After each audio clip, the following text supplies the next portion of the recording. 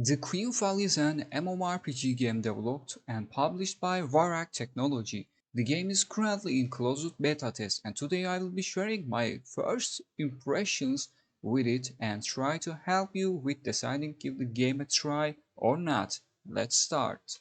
Character creation was quite detailed. In fact, this was one of most detailed, if not most detailed character creation options I have ever seen in any MMO. Even though character models feels too stock based, it's still pretty good considering all those options the game has.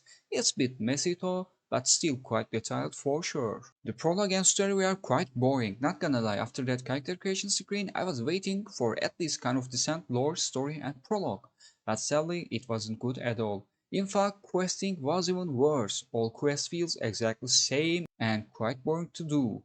Moment is quite junky and feels bad. Core combat mechanics are better. They still feel kind of chunky, but still, they are not bad as moment. And along with using skills, combat doesn't feel terrible. It feels amateurish, but still better than moment for sure and enjoyable time for time. Skills are based on weapons you use, and the more you use, more skills you open, so it gives kind of good progress feeling from that point. Skills are a bit too flashy and amateurish, but not that bad either. Along with PvE content, we have PvP content as well. There are two different servers now, and one of them has open world PvP. Meanwhile, other is don't.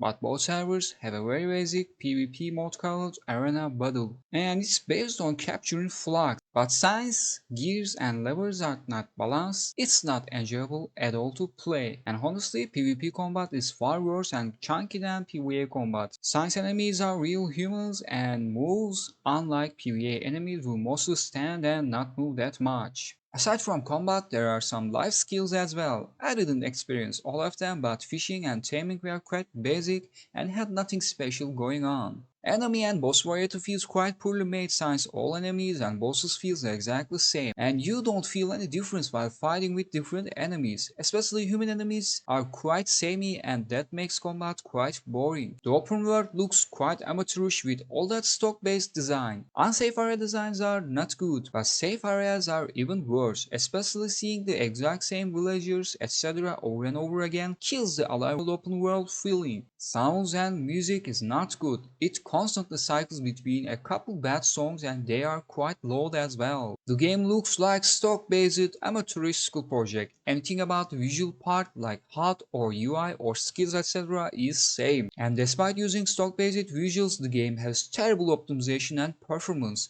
As you can see in my video, I struggled to get higher FPS than 30. Weirdly, the game gives nearly same FPS on every quality setting as well, and almost unplayable. Even though it's closed beta, having this bad optimization with stock-based visuals is unacceptable. Pros: character creation is quite detailed. Cons: story, lore, prologue, and questing is quite boring. Moment is quite junky. PvP content is too basic, unbalanced, and it's not enjoyable at all, along with how PvP combat is. Enemy and boss variety is bad. Open world is not well designed. Sounds and music are bad. The game is too stock based and everything looks too amateurish. Verdict: this is a closed beta, so I can't talk for sure how the full release of the game will be, but if they don't change 90% of the game, then aside from character creation, I don't see any reason to play this game. So for now, I would advise not playing and not having high hopes for full release either.